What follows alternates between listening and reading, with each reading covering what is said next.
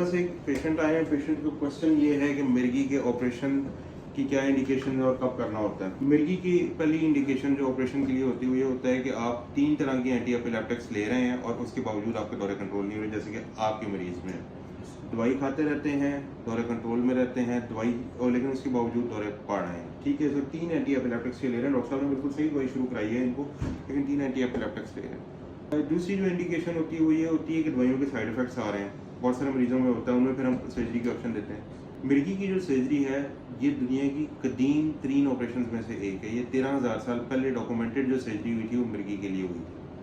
पुराने कबाइल में ये करते थे, ग्रीक्स ये करते थे मिर्गी के लिए। ठीक है, brain surgery, it is one of the oldest surgeries. फिर इस पर यह हुआ कि दवाइयाँ आ गई, लोगों ने सर्जरी कम कर दी क्योंकि सर्जरी एक इन्वेसिव प्रोसीजर है, लेकिन ये अभी भी ऑफर की जाती है और उन मरीजों में जिनमें ये प्रॉब्लम आ रहे हैं, जैसे कि आपके मरीजों में।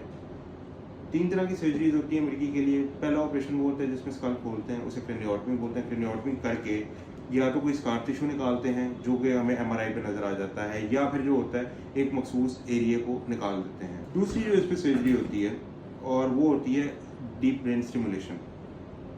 डीप ब्रेन स्टिमुलेशन में दिमाग के अंदर इलेक्ट्रोड्स डाल दिए जाते हैं, यहाँ से और यहाँ से डायरेक्ट वो इलेक्ट्रोड्स होते हैं, उनको बैटरी के साथ कनेक्ट कर देते हैं। डीप ब्रेन स्टिमुलेशन से जो होता है वो इनकी दौरा कंट्रोल में रहता है, दौरे पड़ने से पहले ही दौरा रोक देता है। ये जदीद तरीन तरीका है इलाज है। सिर के ऊपर 2 छोटे छोटे सुराख करते हैं, वहाँ से इलेक्ट्रोड्स डालते हैं, मरीज जाग रहा होता है। मतलब जदीद तरीन तरीका इलाज इस वक्त मार्केट में ये है। तीसरा होता है vagus nerve stimulation. Vagus nerve stimulation जो है वो उन मरीजों में की जाती है जिनमें DBS ना किया जा रहा हो, वो लास्ट रिजॉर्ट होता है, लेकिन उनमें DBS हो सकता है। अब DBS के प्रोज एंड कॉन्स। सबसे बड़ा उसका फायदा ये है कि मरीज उसमें जाग रहा होता है ऑपरेशन के दौरान, तो हमें मतलब सेफ होता है।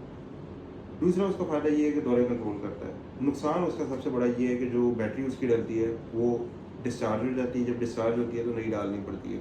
सबसे कॉस्टली चीज़ वही है और वो हर दफ़ा रिप्लेस करनी पड़ती है। कोई 4 से 5 साल के बाद उसकी लाइफ होती है, वो चेंज करनी पड़ती है, लेकिन एवरेज जो मैंने अपने एक्सपीरियंस में देखा है 2.5 से 3 साल के बाद बैटरी चेंज करनी पड़ जाती है।